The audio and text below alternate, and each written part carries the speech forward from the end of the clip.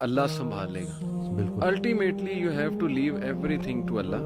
Even نبی صلی اللہ علیہ وسلم کہتے ہیں نا کہ تم مشورہ کرو لیکن اس کے بعد اللہ پہ توکل کرو اور چھوڑ دو, اللہ تعالیٰ اس کو سنبھال لے گا. آئی تھنک جب ہمیں یہ بلیف ہو گیا نا کہ کائنات کا نظام چلانے والا اللہ ہے, لوگوں کے دلوں کا کنٹرول اللہ کی دو انگلیوں کے درمیان ہے, حدیث میں آتا ہے, ہر چیز ایٹم بھی موو نہیں کر سکتا اللہ کی اجازت کے بغیر.